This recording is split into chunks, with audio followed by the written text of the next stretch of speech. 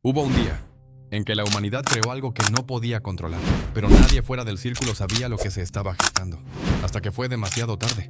Lo que estás a punto de escuchar fue cuidadosamente silenciado.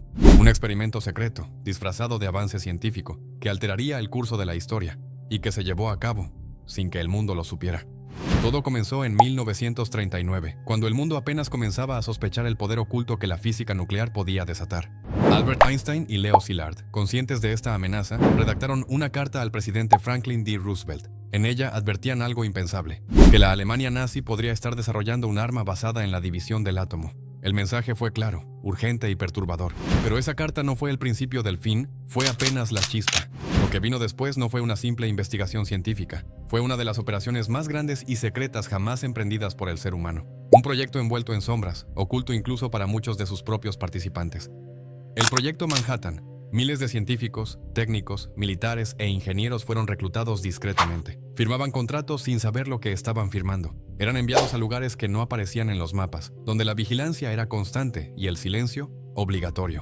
Ciudades enteras brotaron en medio de la nada. Se construyeron laboratorios ultrasecretos en los rincones más aislados del país, desiertos abrasadores, montañas ocultas, instalaciones rodeadas de vallas y códigos. A muchos trabajadores se les vendaban los ojos durante el trayecto. No sabían dónde estaban, no sabían lo que hacían. Solo sabían una cosa: estás ayudando a ganar la guerra.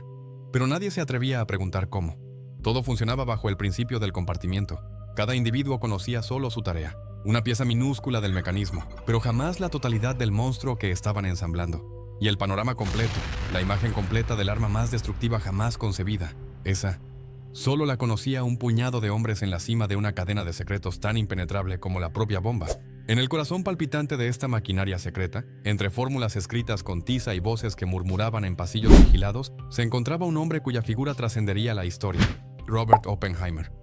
Intelectual brillante, dotado de una mente casi profética, carismático, elocuente, pero también críptico, reservado. Admiraba la poesía hindú, las paradojas de la física cuántica y las preguntas que no tenían respuestas. Era un científico, pero también un hombre atrapado entre la razón y el abismo. Desde su puesto de mando en Los Álamos, guiaba a un ejército de mentes excepcionales, premios Nobel, prodigios matemáticos, físicos que teorizaban sobre el universo y que ahora trabajaban para crear su destrucción. Sabía con aterradora claridad lo que estaban forjando. Sabía que estaban cruzando un umbral que no permitía retorno, y comprendía que, una vez detonada aquella máquina, el mundo jamás volvería a ser el mismo.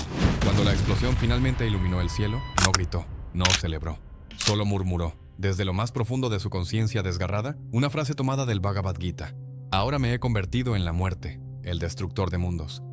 Si hasta aquí crees que lo has visto todo, espera a conocer lo que sucedió cuando presionaron el botón por primera vez. Suscríbete, porque esto apenas comienza. El 16 de julio de 1945, exactamente a las 5:29 de la mañana, el mundo cambió para siempre, aunque la mayoría de las personas jamás lo supieron. En lo más profundo del desierto de Jornada del Muerto, un nombre que parecía una profecía, tuvo lugar un experimento que rompería la barrera entre la ciencia y la destrucción total. La prueba Trinity, el primer ensayo nuclear de la historia humana. La explosión no fue simplemente una detonación. Fue un estallido de luz incandescente, más brillante que 1000 soles, que transformó la noche en día, que hizo temblar la tierra y ondular el aire como si el propio planeta estuviera respirando con miedo. Los observadores cercanos quedaron en silencio absoluto. Algunos cayeron de rodillas, otros no podían apartar la mirada. Durante unos breves segundos, el mundo contuvo el aliento, y sin embargo, fuera de ese círculo cerrado, nadie sabía lo que acababa de suceder. El gobierno actuó con rapidez. Emitió un comunicado oficial: una explosión accidental en un depósito de municiones. Una mentira cuidadosamente construida, una verdad demasiado peligrosa para ser compartida. Apenas 13 semanas más tarde, el 6 de agosto de 1945, esa misma tecnología, nacida en secreto, probada en el desierto, destruyó Hiroshima. Y el 9 de agosto, una segunda bomba, aún más letal, cayó sobre Nagasaki. El mundo creyó que era el fin de la guerra, pero para los pocos que sabían lo que realmente se había puesto en marcha, era el principio del miedo, el nacimiento de una era donde la aniquilación podía ocurrir en cuestión de minutos. Inmediatamente después de la prueba Trinity, cuando el cielo aún ardía con el resplandor de lo imposible, el gobierno de los Estados Unidos se apresuró a ofrecer una explicación. El comunicado fue breve, frío, calculado.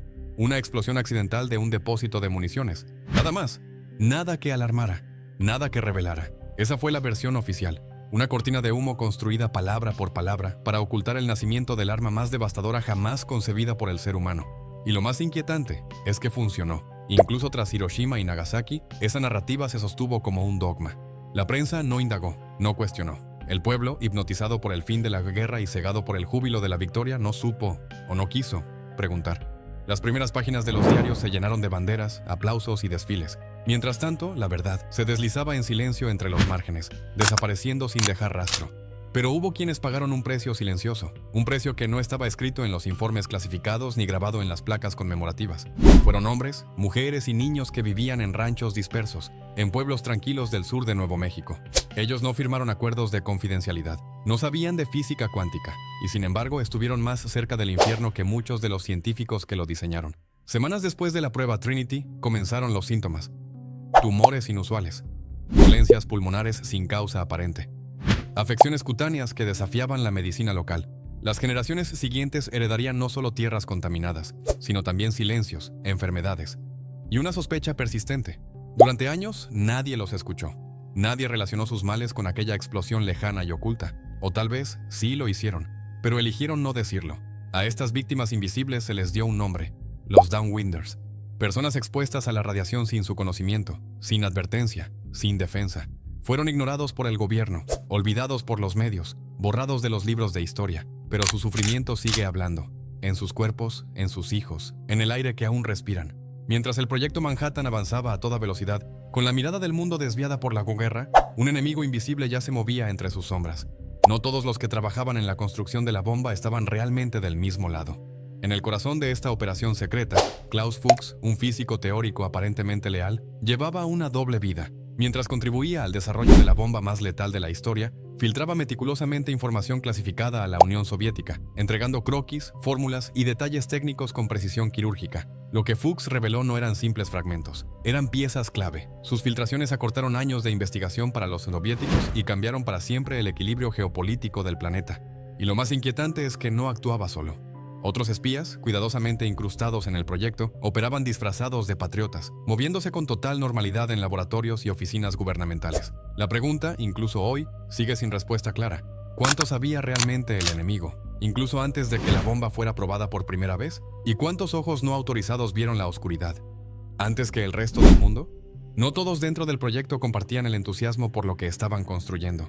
En lo más profundo de los laboratorios, lejos de los discursos patrióticos y del secretismo militar, surgió un grupo de voces disidentes. En 1945, 70 científicos, liderados por el físico James Franck, decidieron alzar la voz.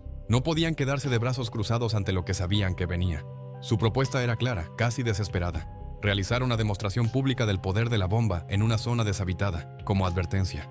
Esperaban que, al ver la magnitud de la destrucción, Japón se rindiera sin que fuera necesario arrasar ciudades y aniquilar cientos de miles de vidas civiles. Ese documento pasaría a la historia como la Petición Franck, pero no por su impacto, sino por su silencio. La petición fue recibida por el gobierno, pero nunca llegó a manos del presidente Truman. No se discutió, no se debatió, simplemente fue archivada y olvidada.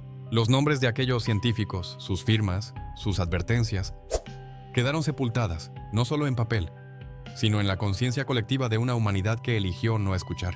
Oppenheimer, el hombre que encendió la chispa del poder atómico, terminó viviendo en las sombras del mismo fuego que ayudó a desatar. Una vez celebrado como un genio visionario, fue degradado al papel de sospechoso, perseguido por el mismo país que lo había convertido en figura central de su victoria. Tras el fin de la guerra comenzaron las preguntas. Su cercanía con intelectuales de izquierda, su pasado académico, incluso sus lecturas, fueron usadas en su contra. Lo acusaron de tener simpatías comunistas. Fue arrastrado a audiencias inquisitivas, despojadas de toda gloria. Su autorización de seguridad fue revocada. Su reputación, demolida ante cámaras y documentos clasificados. El gobierno que lo había elevado como héroe nacional, ahora lo trataba como un traidor latente. El padre de la bomba atómica había dejado de ser útil, y por eso debía ser silenciado. Oppenheimer no volvió a ser el mismo. Vivió con el peso de haber cambiado la historia con sus propias manos, y con el tormento de saber que, desde aquel primer destello en el desierto, ya no había forma de dar marcha atrás. El uso de la bomba atómica no solo puso fin a la Segunda Guerra Mundial. Fue un mensaje, un grito silencioso dirigido al resto del planeta. El poder absoluto, el poder de destruir ciudades enteras en segundos, estaba ahora concentrado en manos de unos pocos hombres, en un solo país. La Unión Soviética no tardó en interpretar ese mensaje, y lo entendió a la perfección. Quien no poseyera esa arma estaría condenado a obedecer a quien sí la tuviera. Así comenzó una carrera frenética, desesperada y en gran parte oculta, por alcanzar la misma capacidad destructiva. El equilibrio geopolítico que había surgido tras la guerra comenzó a desmoronarse lentamente. Confianza, diálogo, tratados. Todo parecía débil frente a la sombra creciente de una amenaza invisible pero omnipresente.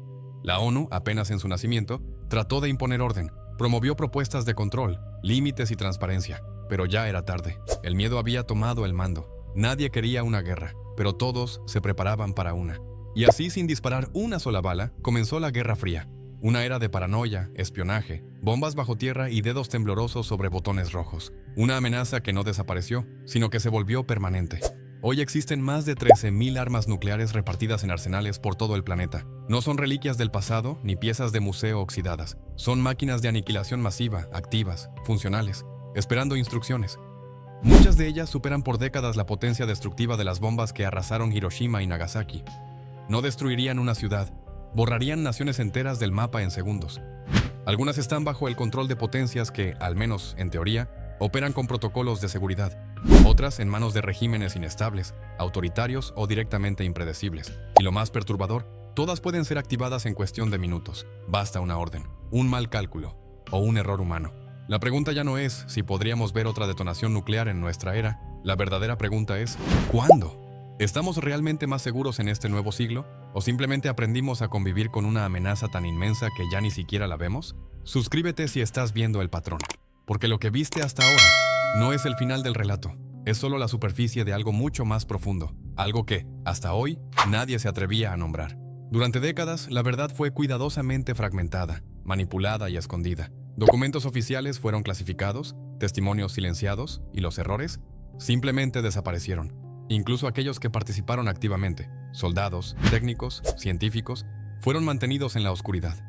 Muchos de ellos jamás supieron lo que realmente estaban construyendo. Algunos estuvieron a metros de la historia, sin saber que estaban ensamblando el arma más devastadora jamás concebida. ¿Sabías que varios de los involucrados en la prueba Trinity no tenían idea de que se trataba de una bomba nuclear? Creían estar contribuyendo a un esfuerzo mayor, sin conocer la dimensión de lo que sus manos ayudaban a crear.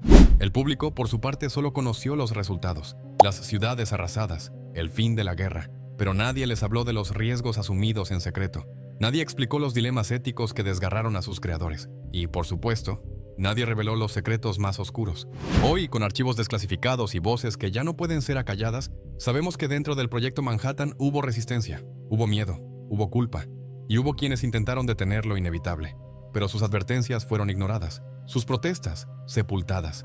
La narrativa oficial no tenía espacio para la duda, porque reconocer lo que realmente ocurrió sería aceptar que el mayor crimen de la historia moderna se cometió no por odio, ni por venganza, sino en nombre de la ciencia. Ahora que conoces esta historia, la pregunta no es si fue necesaria, sino por qué nos la ocultaron durante tanto tiempo. ¿Qué más se esconde entre los pliegues de la historia oficial? ¿A cuántas verdades aún no les ha llegado la luz? Algunas revelaciones llegan tarde, otras simplemente nunca llegan. Déjalo en los comentarios. ¿Tú crees que el mundo ya estaba listo para saber esto? ¿O que seguimos viviendo en la oscuridad? Y si quieres seguir desenterrando lo que otros intentaron borrar, suscríbete, porque lo más inquietante aún no ha sido revelado.